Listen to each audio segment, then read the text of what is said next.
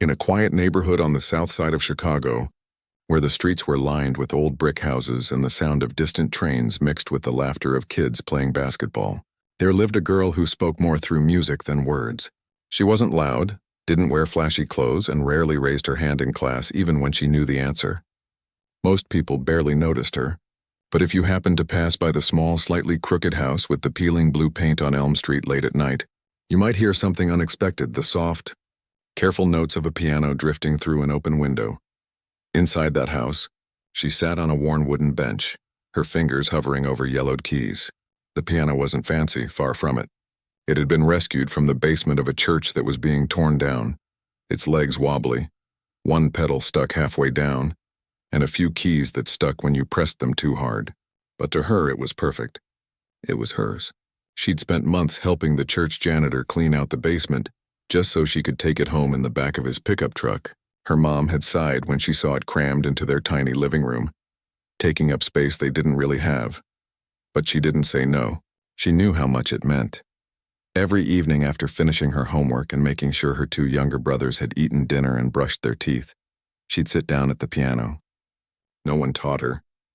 There were no lessons, no money for that. Instead, she learned by watching videos on a cracked screen tablet she'd found at a thrift store. She'd pause, rewind, watch again, then try to copy what she heard. Sometimes it took her hours to get just a few measures right. Her fingers would ache and her back would stiffen from sitting so long. But she never stopped. Music was the one place where she didn't feel invisible. When she played, even if no one was listening, she felt seen, by herself at least. Her days were full of responsibilities most teenagers didn't have. While her classmates worried about weekend plans or what to wear to the school dance, she worried about whether there was enough rice for dinner, or if her youngest brother's cough was getting worse. Her mom worked as a nurse at a hospital downtown, often pulling double shifts, coming home with dark circles under her eyes and shoes that squeaked from being worn too long. On those nights, she'd heat up leftovers, kiss her kids on the forehead, and fall asleep fully clothed on the couch. The girl never complained. She just stepped up, packing lunches, signing school permission slips, helping with math homework. She became the quiet anchor of the house. School was another world, one she navigated carefully. She kept to herself, sitting in the back row, eyes down, voice low. Teachers thought she was shy. Classmates assumed she was aloof. In truth, she was just tired. Tired from waking up at 5 a.m. to get her brothers ready. Tired from staying up late practicing piano after everyone else was asleep. Tired from carrying things no one asked her to carry. But she never let it show. She smiled when she needed to, nodded when spoken to, and disappeared into the background the rest of the time. Still, there were moments when something inside her flickered, tiny sparks of longing.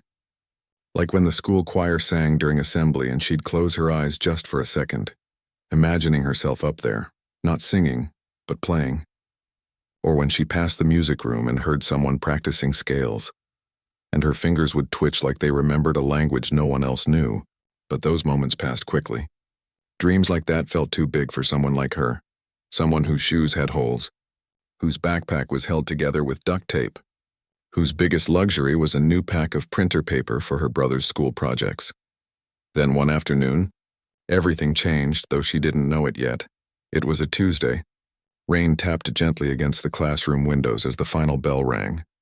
Students rushed out, eager to escape the fluorescent lights and stiff desks. She lingered, carefully stacking her textbooks and zipping them into her bag. That's when her best friend, her only real friend, slid into the seat beside her, eyes wide with excitement. "You're doing it," her friend said, grinning. "Doing what?" she asked, confused. "The talent show. I signed you up." Her stomach dropped. "You what?" "I put your name down for piano. You've got to play. People need to hear you." "No," she said quickly, shaking her head. "I can't, I don't. I've never played in front of anyone. Not really." "You played for me last summer," her friend reminded her, "and I still get chills thinking about it. That was just you. In my living room, with the piano that sounds like a dying cat half the time." "It doesn't sound like that when you play," her friend said softly. "It sounds like magic." She wanted to argue, to say no, to beg her friend to go erase her name before anyone found out. But something stopped her. Maybe it was the memory of her mom humming softly while washing dishes, the way her little brother would sit quietly on the floor beside the piano when she practiced. just listening. Maybe it was the tiny, stubborn part of her that whispered, "What if?" She didn't say yes, but she didn't say no either. That night, after tucking her brothers into bed and washing the dinner dishes, she sat at the piano longer than usual. She tried out a few pieces, some simple ones she knew well, others she was still learning. Her fingers moved slowly at first, then with more confidence. Outside, the rain had stopped and the streetlights cast long shadows across the floor. For the first time in a long time, she let herself imagine standing on a real stage under real lights with real people watching. The thought made her heart race, not just with fear but with something else. Something like hope. Over the next few weeks, she practiced in secret, choosing a piece that meant something to her. It wasn't flashy or fast. It was quiet, deep, full of feeling, the kind of music that doesn't shout but lingers. She worked on it every night, sometimes until 2 a.m., her eyes burning with exhaustion but her spirit wide awake. She didn't tell her mom. She didn't want to get her hopes up, or worse, disappoint her if she backed out. Meanwhile, word about the talent show spread through school. Posters went up in the hallways. Students buzzed about who was performing. Dance crews, singers, even a kid who claimed he could solve a Rubik's Cube blindfolded. She kept her head down, pretending it had nothing to do with her. But inside, a quiet storm was building. The day before the show, her friend found her at lunch and slid a folded piece of paper across the table. It was her performance slot, 7th in the lineup. "You're going to kill it," her friend whispered. She didn't answer. She just folded the paper carefully and tucked it into her pocket, next to the spare pencil she always carried. That evening, as she helped her youngest brother with his spelling words, he looked up at her and said, "Are you going to play your piano for everyone tomorrow?" She froze. "How did you know?" "I heard you talking to Maria," he said, naming her friend. "I hope you do. I want to hear you play where lots of people can hear." She swallowed hard. "Okay," she said finally. "I'll play." Later, after the house was quiet and everyone was asleep, she sat at the piano one more time. Not to practice, but to listen. She pressed a single key low and deep and let the note fill the room. It wasn't perfect. The piano was old after all, but in that moment it sounded like truth, like courage, like the beginning of something she never thought possible. She didn't know it yet, but tomorrow night that same note would stop an entire room cold. But for now, in the stillness of her living room, it was enough, just her, the piano, and the quiet promise that maybe, just maybe, she was more than the girl no one noticed. The night of the talent show arrived with a nervous energy that buzzed through the school like static electricity. Posters lined the hallways, balloons hung from the ceiling in the gym-turned auditorium, and students milled around in groups, adjusting costumes, tuning guitars, or pacing while whispering lines to themselves. Backstage, chaos reigned. Kids tripping over cables, someone crying because their glitter glue wouldn't dry, another trying to find a missing tap shoe. Amid all this noise and motion, she stood near a stack of folding chairs, arms wrapped around herself, wearing a simple dark dress she'd borrowed from her aunt. It was a little too big, but it was clean, ironed, and the only thing that felt even remotely performance-worthy. She hadn't slept much the night before. Every time she closed her eyes, she saw rows of faces staring at her, heard silence where music should be, felt her fingers freeze over the keys. She'd practiced the piece so many times it lived in her bones, but now, standing here, it felt like she'd never played a note in her life. Her friend found her just as the first act, a group of freshmen doing a surprisingly tight hip-hop routine, finished to roaring applause. "You okay?" she asked, squeezing her shoulder. She nodded, but her throat was too tight to speak. "You've got this," her friend said firmly. "Just pretend you're back in your living room. No one else matters. It's just you and the piano." Easier said than done, because out there, beyond the heavy red curtain, were over 200 people. Students, teachers, parents, even a few local reporters who'd come because someone told them a mystery pianist was performing. She didn't know that part. If she had, she might have run out the back door and never looked back. Backstage, the MC, a loud, overly enthusiastic senior, announced the next act. A magic trick involving a deck of cards and a live chicken, which, thankfully, turned out to be a stuffed one. While the audience laughed and clapped, she slipped away to peek through a small gap in the curtain. The gym was packed. Rows of chairs filled with familiar faces, some smiling, some bored, some already checking their phones. And then she saw him. He sat near the front, legs sprawled out, leaning back in his chair like he owned the place. He wasn't hard to spot. He always stood out, not because he was tall or flashy, but because of the way he carried himself. Like the world existed just to entertain him. He'd been in her English class last year. The kind of kid who made sarcastic comments under his breath, just loud enough for the teacher to hear, but not enough to get in real trouble. He'd once laughed when she dropped her books in the hallway. Not out of meanness, at least not entirely, but out of habit. Like mocking others was just part of his routine. Now, as the MC wrapped up the chicken trick and started shuffling through the program, he turned to his friend and said something. She couldn't hear the words, but she saw his lips move, saw the smirk spread across his face, saw his friend snort with laughter. Then he glanced toward the backstage area, right at her, and rolled his eyes. Her stomach twisted. A moment later, the MC's voice boomed through the speakers. "Next up, please welcome someone you might not expect.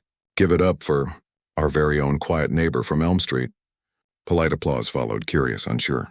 She took a shaky breath and walked out. The stage lights were blinding. Hot. She blinked, trying to adjust, her shoes clicking softly against the wooden floor. At center stage stood a grand piano, real, polished, gleaming under the lights. It belonged to the school's music department, rarely used because no one good enough ever plays it, according to the choir director. Now it waited for her. She sat on the bench. It was smooth, cool, nothing like her wobbly home piano. She placed her hands in her lap, palms sweating. The audience murmured, soft, expectant. Someone coughed. A baby fussed in the back. Then from the front row, his voice cut through the quiet like a shard of glass. "Seriously? Her?" A few people chuckled. Others turned to look at him. He didn't lower his voice. "I mean, come on. She barely talks in class. How's she gonna play piano? Did she just sign up to get out of gym or something?" More laughter. Nervous, but real. It spread like a ripple, her face burned. Her hands trembled. For a second, she thought about standing up and walking off. Just leaving. No explanation. No apology. But then she remembered her youngest brother's voice the night before. "I want to hear you play where lots of people can hear." She remembered her mom's tired smile when she came home from work. How she always asked, "Did you play today?" Like it mattered more than anything. She couldn't walk away, so she placed her hands on the keys. But instead of launching into her piece, she paused, closed her eyes, took a slow, deep breath, so deep it felt like she was pulling air from the floorboards, and then, with deliberate calm, she pressed a single key. It wasn't a flashy note. Not high, not fast. It was low, deep in the bass register, a C that resonated through the entire gym like a heartbeat. But it wasn't just the note itself. It was how she played it. The weight of her finger, the exact moment she released it, the silence she left after. It all combined into something that felt alive. The note didn't just sound. It spoke. It carried loneliness, strength, years of quiet practice in a room no one ever entered. It held every time she'd been overlooked, every night she'd stayed up too late, every dream she'd tucked away because it seemed too big for her life. The laughter stopped. Mid-chuckle, the boy in the front row froze. His smirk vanished. His friend stopped grinning and sat up straighter. The baby in the back stopped crying. Even the MC who'd been fiddling with his mic backstage went still. The note hung in the air for 3 full seconds, longer than any single piano note should last, before fading into silence. But the silence that followed wasn't empty. It was thick, heavy, full of attention. No one moved. No one whispered. No one even breathed too loudly. She opened her eyes. The room was utterly still. For the first time all night, she wasn't invisible. Every single person was looking at her.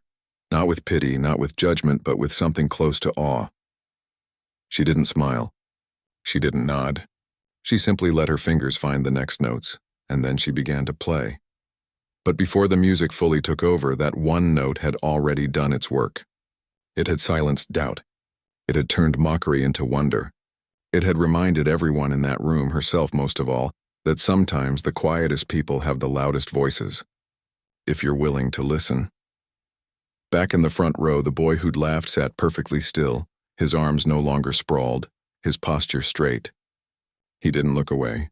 He didn't smirk. He just listened, really listened, for the first time in a long time. Outside, the streetlights flickered on as night settled over the neighborhood. Inside the gym, something shifted, not just in the air, but in the way people saw each other. The girl who never spoke? She just said more in one note than most people say in a lifetime. And the best part? She wasn't done yet. As her fingers moved across the keys, weaving through the opening phrases of the piece she'd chosen, Chopin's Nocturne in E-flat major, slow and tender like a lullaby for grown-ups, the audience leaned forward, drawn in not by spectacle but by sincerity. There were no fancy runs, no dramatic flourishes, just pure, honest music, played by someone who clearly loved it more than she feared it. A teacher in the third row wiped her eyes without realizing it. A student who'd been texting the whole time put his phone face down on his lap. Even the gym teacher, known for falling asleep during assemblies, sat with his arms crossed, jaw slightly slack. She played like no one was watching, because in that moment, she wasn't playing for them. She was playing for the nights she'd practiced with a flashlight because the electricity was off, for the times she'd skipped lunch to save money for new sheet music she found online, for her mom, who never said "I'm proud of you" but showed it by never complaining about the piano taking up half the living room. And as the music swelled, soft and aching, filling every corner of the gym, something unexpected happened. The boy in the front row looked down at his hands. Then slowly, almost shyly, he folded them in his lap, like he was trying to be worthy of what he was hearing. The piece wasn't long, just under 5 minutes, but it felt like time had stretched, like the world had paused to make room for this one moment. When the final chord faded into silence, no one clapped right away. They just sat there, letting the last echoes settle into their bones. Then, one person stood up, then another. Then the whole room rose to their feet, clapping not out of pity, not out of obligation, but out of genuine respect. The sound was thunderous, rolling through the gym like a wave. She stayed seated for a moment, stunned. Then slowly she stood, gave a small bow, and walked off stage. Her legs shaky, her heart pounding, but her head held high. Backstage, her friend was crying. "You were amazing," she whispered, hugging her tightly. "You were so amazing," she couldn't speak. She just nodded, tears welling in her own eyes. In the audience, the boy who'd mocked her didn't clap right away. He stayed seated while everyone else stood, his eyes fixed on the empty stage. When the applause finally died down and people began to sit, he looked around, as if noticing for the first time how small his earlier comment had been, how loud his laughter had sounded against the quiet power of that single note. He didn't say anything to his friend this time. He just sat quietly, hands folded, staring at the piano like it held a secret he'd never understood before. Later, as the next act, a group of girls doing a synchronized dance began their routine. He slipped out of his seat and walked toward the back of the gym, not to leave but to stand near the edge of the stage, where he could see the piano from the side. He watched it like it might speak again, and though he didn't know it yet, that night would mark the beginning of a change in him too, not because he suddenly became kind, but because for the first time, he'd been reminded that people are rarely what they seem on the surface, that sometimes the ones who say the least have the most to say, but none of that mattered to her right now. All that mattered was that she'd done it. She'd played. She'd been heard. And in a world that often told her to stay small, she'd just taken up space in the most beautiful way possible. The moment her fingers left the keys after that final, lingering chord, the room stayed frozen, not in silence, but in a kind of stunned reverence. Like everyone had just woken from a dream they didn't want to forget. No one moved. No one whispered. Even the usual rustle of programs or the squeak of a chair seemed too loud for the space she'd just filled with music. It was as if the air itself had softened, holding its breath out of respect. Then, slowly, like the first drop of rain after a long drought, one pair of hands began to clap. It was the school's retired music teacher, Mrs. Delaney, who sat near the back, wrapped in a light shawl despite the warm evening. She'd come out of habit, mostly to support the kids, never expecting to hear something that would stir memories she hadn't touched in years. Her eyes were wet behind her glasses, and when she stood, it wasn't with the stiff movements of someone her age, but with the urgency of someone who'd just witnessed something rare. That single pair of hands was enough. Within seconds, the whole room erupted. Not just polite applause, but a wave of sound, cheers, whistles, stomping feet that rolled through the guy. Like thunder, Students who'd been slouched in their seats were now on their feet. Teachers clapped with tears in their eyes. Even the janitor, who'd been sweeping near the exit, stopped and gave a slow, solemn nod. She stood at the edge of the stage, blinking as if unsure whether this was real. Her dress still felt too big, her shoes still pinched a little, but none of that mattered now. What mattered was the way the room felt. Alive, connected, changed. She gave a small bow, not practiced or polished, just honest, and turned to walk off stage. Backstage, chaos had quieted. The usual pre-show frenzy had given way to hushed awe. Kids who'd been joking around minutes before now spoke in low voices, as if the space had been sanctified. When she stepped behind the curtain, her friend rushed over and pulled her into a tight hug, laughing through tears. "You did it," she kept saying. "You really did it." She couldn't speak yet. Her throat felt thick, her chest tight with something too big to name. Relief, pride, disbelief. She just nodded, gripping her friend's arm like an anchor, but not everyone backstage was celebrating. Near the water cooler, a small group of students stood whispering. One of them, a girl who'd once made fun of her thrift store shoes, now looked down at her own designer sneakers like they suddenly felt shallow. Another boy who'd never spoken to her before kept glancing toward the curtain, as if waiting for her to reappear just to say something, anything, and then there was him. He hadn't followed the crowd when they stood to applaud. He'd stayed seated long after the others, his hands resting on his knees, staring at the empty stage like he was trying to solve a puzzle only he could see. When the applause finally faded and people began to sit back down, he didn't join the chatter.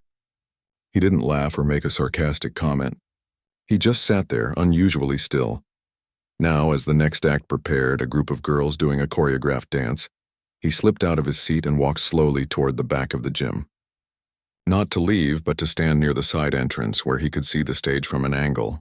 He leaned against the wall, arms crossed, watching as stagehands wheeled the grand piano back into place for the finale. He didn't know why he was lingering. He told himself it was curiosity, maybe even guilt. But deep down it was something else, something he couldn't quite name. That single note she'd played, it had hit him like a punch to the chest, not because it was loud, but because it was true. It carried weight, history, pain, and beauty that didn't need to shout to be heard. He'd spent so much of his life talking over people, making jokes at their expense, acting like nothing mattered unless it was flashy or funny or instantly impressive. But that note, it hadn't tried to impress. It had just been, and in its simplicity it had said more than all his jokes ever could. Backstage, she finally found her voice. "I think I blacked out for a second," she admitted to her friend, letting out a shaky laugh. "I don't even remember playing most of it." "That's because you were in it," her friend said gently, "like really in it. You weren't thinking. You were just feeling," she nodded. That was it, exactly. For those few minutes, she hadn't been the girl with the broken shoes or the too big dress or the house full of responsibilities. She'd just been music, and that had been enough. As the dance group took the stage, upbeat pop music filling the gym, the mood shifted back to normal. Laughter, clapping, the buzz of conversation. But something had changed beneath the surface. People kept glancing toward the backstage area. Teachers whispered to each other. A few parents pulled out their phones, not to scroll, but to record the rest of the show, as if they sensed they'd just witnessed the highlight. Later, during the intermission, the principal approached Mrs. Delaney. "Did you know she could play like that?" he asked, still looking stunned. Mrs. Delaney shook her head slowly. "Not a clue. I've seen her in the halls for years, quiet, always carrying books, never in music class. I assumed she wasn't interested." She paused, then added softly, "Some talents don't need a classroom to grow. They just need a heart that won't quit." Meanwhile, near the snack table, a group of younger students huddled together, wide-eyed. "Do you think she'll teach us?" one asked. "I heard she practices every night," another said. "Even when her brothers are yelling. She's like a secret superhero," a third whispered. She overheard none of this. She was in the quietest corner of the backstage area, sitting on an overturned crate, sipping water from a paper cup, trying to calm her racing heart. Her hand still tingled from the piano keys. She kept flexing her fingers, half expecting the feeling to fade, for the whole thing to turn out to be a dream. But it wasn't, because then he appeared. He didn't come rushing over. He didn't put on a show. He just walked up slowly, stopping a few feet away like he wasn't sure he was allowed to be there. His usual swagger was gone. His hands were shoved in his pockets, shoulders slightly hunched as if trying to take up less space. For a long moment, neither of them spoke. Finally, he cleared his throat. I didn't know, he said, voice lower than usual, rough around the edges. I don't know what I thought, but I was wrong.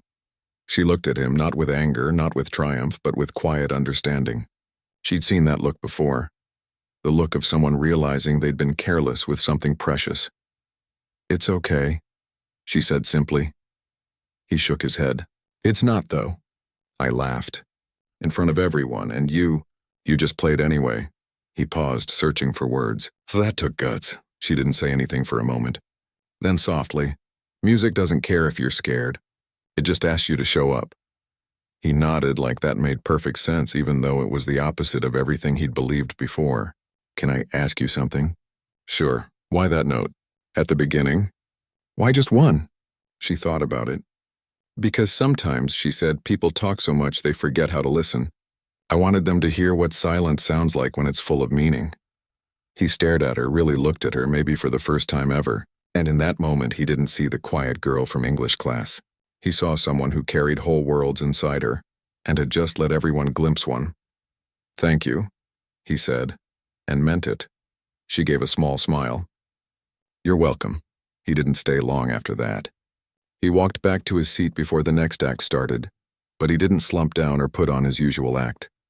He sat up straight, hands folded, listening, not just to the performance, but to the room, to the shift in energy, to the new kind of quiet that now lived alongside the noise. After the show ended and the lights came up, the gym emptied slowly. Parents hugged their kids. Teachers packed up equipment, but a small crowd lingered near the stage, waiting. When she finally came out, pushing through the curtain with her coat over her arm, they turned as one. Will you play again? A little boy asked, clutching a crumpled program. Maybe, she said kindly. Can you teach me? Another voice called. She looked around at all the faces, curious, hopeful, changed, and felt something warm bloom in her chest. I'll think about it, she said. As she walked home that night, the streets were quiet. The air smelled like rain and wet pavement. Her shoes still pinched, her dress still hung loose, but she walked taller. Not because of the applause, not because of the attention, but because she'd done something true. Something real. And somewhere behind her in the dim glow of a streetlight, the boy who'd mocked her stood at his window, staring out at the same night sky, replaying that single note in his head like a promise he didn't yet understand, but wanted to keep. The room had been shocked, yes. But more than that, it had been awakened, and the music wasn't over. It was just beginning. The morning after the talent show, the neighborhood felt different, not because anything had physically changed, but because something invisible had shifted in the air. The same houses stood in their usual places. The same school buses rumbled down the street, the same birds chirped from the oak trees. But now, when people passed the blue house with the crooked porch, they slowed down just a little. Some even glanced toward the living room window, half expecting to hear piano notes drifting out. Inside that house, she was making breakfast, scrambled eggs, slightly burnt toast, and a pot of weak coffee for her mom, who'd come home from her night shift just as the sun was rising. Her youngest brother sat at the table, still in his pajamas, swinging his legs and grinning. You were famous last night, he announced, as if reporting breaking news. She smiled, flipping an egg. I wasn't famous. I just played piano. But everyone was clapping. Even Mr. Henderson, he never claps for anything. Mr. Henderson was their grumpy neighbor who yelled at kids for stepping on his lawn. If he'd clapped, it really was a big deal. Her mom walked in then, hair messy, eyes heavy, but with a softness in her expression that hadn't been there in weeks. She didn't say anything at first. She just walked over, wrapped her arms around her daughter, and held her tight for a long moment. I heard, she whispered. From 3 different nurses on my floor. They all saw the video. Video? She asked, startled. Her mom nodded, pulling out her phone. Someone recorded it. It's already been shared all over the school group chat. People are calling it the one-note miracle. She felt a flutter of panic. I didn't know anyone was filming. It's okay, her mom said gently. It's beautiful. You were beautiful. Later that day at school, she braced herself for whispers, for stares, for jokes. But instead of mock, she found something quieter, respect. Students she'd never spoken to nodded at her in the hallway. Teachers smiled when she walked into class. Even the lunch lady gave her an extra cookie and said, "Keep playing, honey." But the real surprise came during third period. She was sitting in the back of the classroom, head down, pretending to read a textbook when the door opened.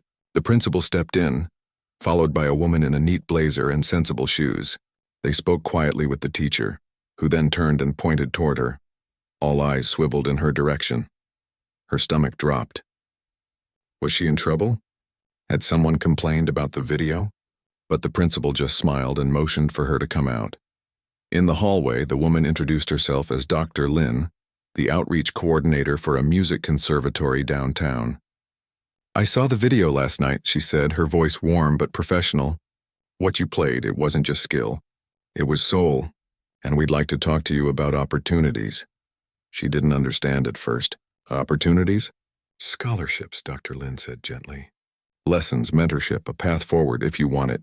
She stood there, stunned. No one had ever offered her a path forward. Her path had always been whatever kept the house running, whatever got her brothers through the week, whatever fit in the cracks of her mom's exhaustion. I don't have money for lessons," she said honestly. Dr. Lin smiled. "That's why it's a scholarship. Talent like yours doesn't need money, it needs a chance." They exchanged numbers. Dr. Lin promised to send information. And just like that, a door she didn't even know existed cracked open. But the biggest change wasn't the attention or the offers. It was what happened next in her own neighborhood. A few days later, a knock came at the door after dinner. She opened it to find a small group of kids from down the street, ages 8 to 12, standing on the porch, shuffling their feet nervously. "Hi," said the oldest, a girl with braids and scuffed sneakers. "We heard you play, and we were wondering, do you think you could teach us? Just a little?" She was taken aback. "I'm not a teacher, but you know how," the girl insisted. "And we don't have pianos, but we have keyboards, or even just fingers." She held up her hands like they were enough. Her mom, hearing the conversation, appeared behind her. Without a word, she stepped aside and gestured toward the living room. "The piano's yours," she said softly. "If you want to share it," so she did. The next Saturday, 5 kids showed up with notebooks, cheap keyboards, and wide eyes. She didn't plan a lesson. She just sat at the piano and asked, "What do you want to learn?" "I want to play like you did," one boy said. "The sad but happy song," she smiled. "That's called a nocturne. But before that, we start with one note." And so they did. She showed them how to press a key, not just hit it, but feel it. How to listen to the sound after it's made. How silence is part of the music, too. Word spread. More kids came. Soon the living room was full every Saturday morning. Chairs borrowed from the kitchen. A folding table for sheet music. Her youngest brother acting as assistant by handing out pencils and keeping the littlest ones from banging on the keys. She didn't charge a cent. How could she? Music had been her lifeline. Now it was her gift to give. And then one Saturday, someone unexpected showed up. He stood in the doorway, hands in his pockets, looking more awkward than she'd ever seen him. He wasn't with a group. He wasn't holding a keyboard. He just stood there, shifting his weight from foot to foot. She paused her lesson. "Can I help you?" He cleared his throat. I heard you were doing this, and I was wondering, do you need help setting up or cleaning up after? I'm not here to play. I don't know how, but I could carry stuff or watch the little kids so they don't break your piano." She studied him. There was no smirk, no sarcasm, just sincerity, raw and a little clumsy. "Why?" she asked. He looked down. "Because I owe you that much, and maybe I want to understand what I missed all those years." She thought about it, then nodded. "We start at 9. Don't be late." He wasn't. Every Saturday after that, he showed up 10 minutes early. He moved chairs, swept the floor, helped a crying 5-year-old find her lost hair clip. He never asked to play. He just listened, from the kitchen, from the hallway, sometimes from the porch with the door cracked open. One day, after the kids had left and she was wiping down the piano, he lingered. "You know," he said slowly, "I used to think music was just background noise, something you put on while you did something else. But now I hear it differently." "How?" she asked. "Like it's talking," he said. like it's saying things people are too scared to say out loud. She looked at him, really looked, and saw something new, a quiet hunger to understand, to grow, to make up for time wasted on arrogance. "You're not the same person you were that night," she said. He gave a small, rueful smile. Turns out one note can change a lot. As the weeks passed, her life began to unfold in ways she never imagined.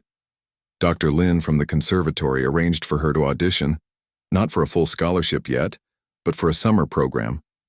She practiced harder than ever, not for fame, but for the chance to learn from real teachers, to sit in rooms where music was taken seriously.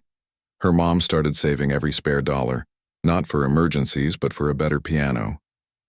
"Not because the old one isn't good," she said, "but because you deserve to play on something that matches your heart."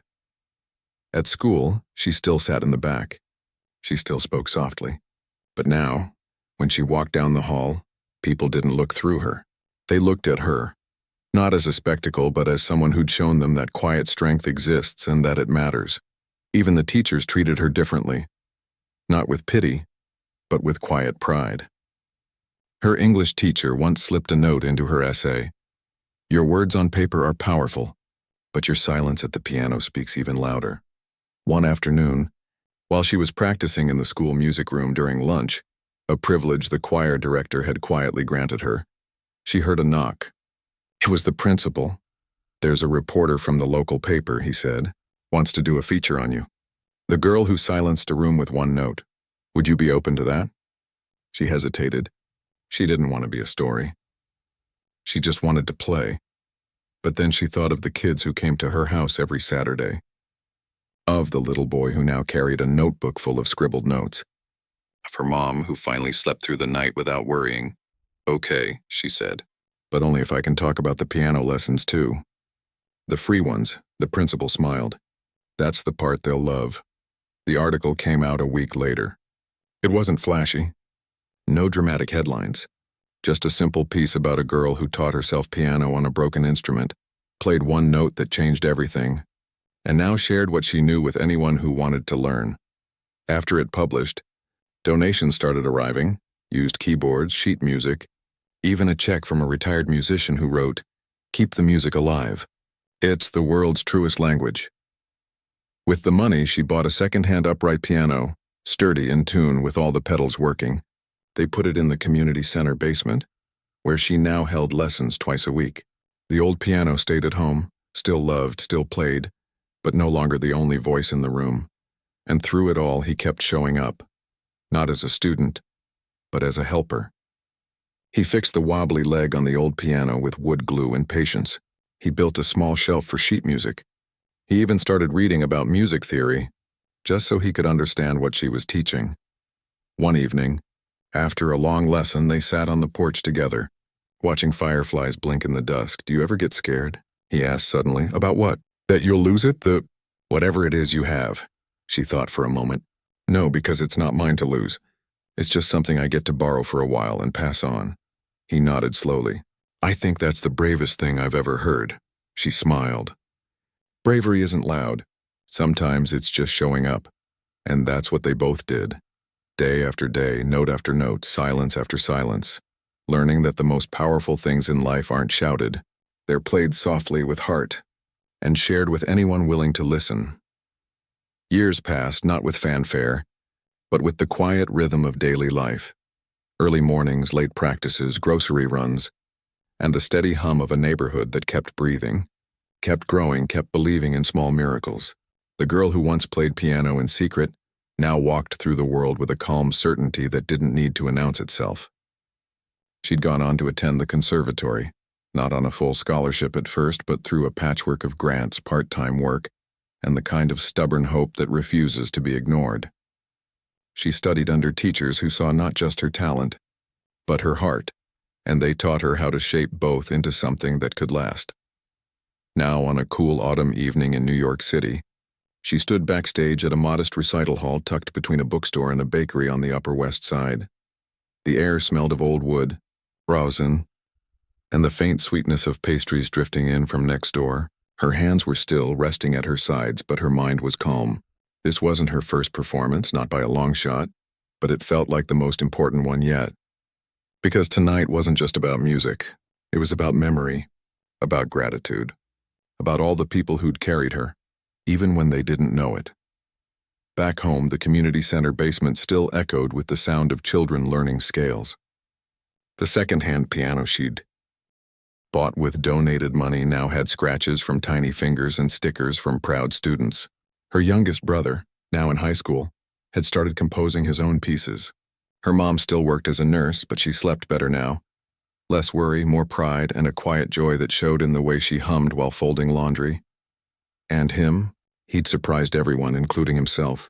After high school, he didn't chase fame or easy money. Instead, he enrolled in a state college and majored in music education. Not because he wanted to be a star, but because he wanted to make sure no kid ever felt too small to be heard. He'd even returned to their old neighborhood during summers, helping run the piano program she'd started, now expanded into a full youth music initiative. He still couldn't play well. His fingers were clumsy on the keys, but he could teach rhythm, theory, and most importantly, respect for the art. He'd tell his students, "Music isn't about being perfect. It's about being honest, and sometimes honesty starts with one note." Tonight he was in the audience. She didn't know he'd come. He hadn't told her. But there he was, sitting in the third row, wearing a slightly wrinkled button-down shirt and looking more nervous than she probably did. He'd taken the bus down from upstate, where he now taught at a public school, and arrived with nothing but a paper bag of cookies from his mom and a heart full of quiet admiration. The recital hall wasn't grand, no chandeliers, no velvet ropes, but it was full. Friends from the conservatory, former teachers, a few reporters who remembered the one-note story from years ago, and a handful of people who'd followed her journey from that high school gym. Among them were two of the original kids from her Saturday lessons, now teenagers, sitting with their parents, eyes bright with anticipation. Backstage, she adjusted the sleeve of her simple black dress, nothing fancy, just comfortable, like the ones she'd worn back home. She closed her eyes and took a breath, not to calm her nerves, but to remember. She thought of the wobbly piano in the living room, the rain tapping on the window, the weight of her brother's needs on her shoulders, and the night she'd pressed that single key and changed everything. Then she walked out. The lights were warm, not harsh. The audience rose slightly in their seats, not to stand but to lean in, to listen. She sat at the grand piano, smooth and gleaming under the stage lights, and placed her hands gently on the keys. No rush, no show, just presence. She began with the same piece she'd played all those years ago, Chopin's Nocturne in E-flat major. But this time it wasn't just a performance. It was a homecoming. Her fingers moved with the ease of someone who'd lived inside the music for years, but also with the tenderness of someone who remembered what it felt like to play it for the first time.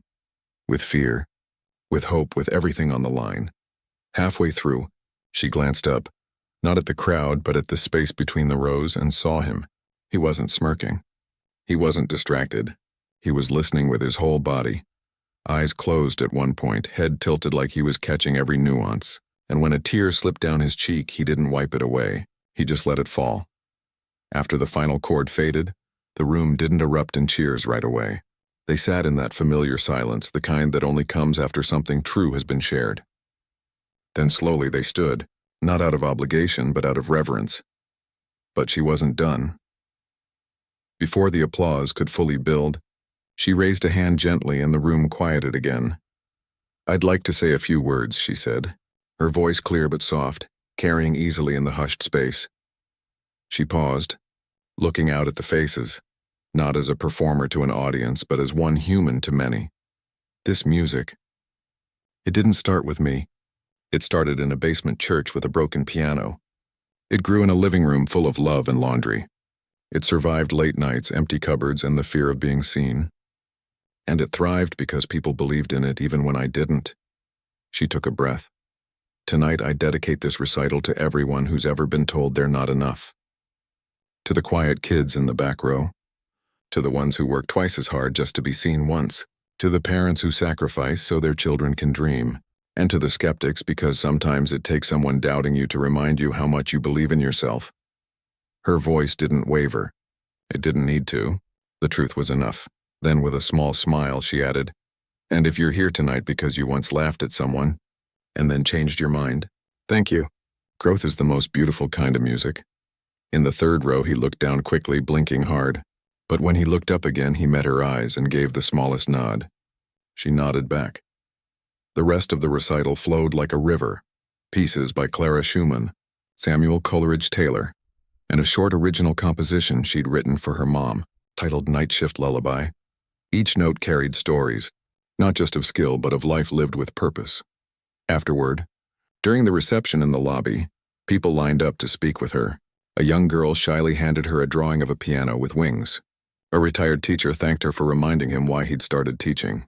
A man in a suit said his daughter had started piano lessons after reading about her years ago.